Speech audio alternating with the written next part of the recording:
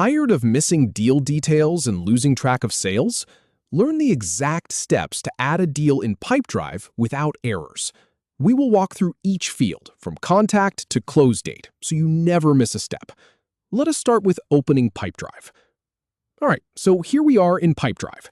The first thing we need to do is actually get to the right place. Go ahead and click on Deals from the left sidebar. That is the second item in the menu, right underneath the dashboard. Once you are on the Deals page, you will see a big blue button in the top right corner that says Plus Deal. Click that. Now, just give it a second for the Add Deal window to pop up. Sometimes it takes a moment to load, so do not click it again. Here is the really important part. This window is where all the magic happens, but it can be a little overwhelming if you do not know where to start. So let us go through it field by field. First up is the Contact Person field. This is usually at the very top. Click into that box and it will start searching your existing contacts. If this person is already in your system, just click their name. But if they are a brand new lead, you can type their full name and then click the plus sign to create them right on the spot. It saves so much time. Now, right below that, you will see the Organization field. This one is optional, but I highly recommend filling it out if your contact is associated with a company. It keeps everything organized down the line. Again, start typing the company name and select it from the list, or create a new one. Moving on to the Title field. This is the name of your deal. Do not just put the company name here. Be descriptive. Something like Q3 software proposal or website redesign for Acme Corp. That way, when you are scanning your pipeline, you know exactly what each deal is about without having to click into it. Next is the Value field. Enter the amount of the deal. Make sure you get the numbers right. Then, right next to it, you will see the Currency selector. If you work with international clients, double-check that the currency is correct.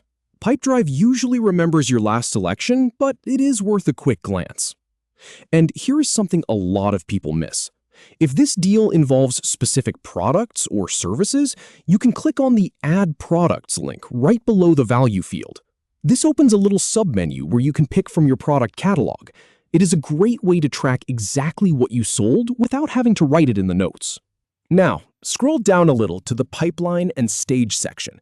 This is where you choose where this deal sits in your sales process. By default, it is probably set to your main pipeline. Just select the stage that matches where you are with this client. Are you just starting out with initial contact, or are you further along in negotiations? Pick the right one.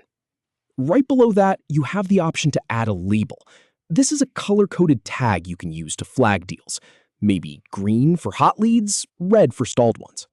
It is totally optional, but once you get a lot of deals in your pipeline, those colors make it so much easier to see what needs attention at a glance. Next up, the expected close date. This is really important for your forecasting. Click into that field and pick a realistic date from the calendar. Do not just throw a random date in there. Think about what your client has told you and set it accordingly. All right, we have filled out all the key fields.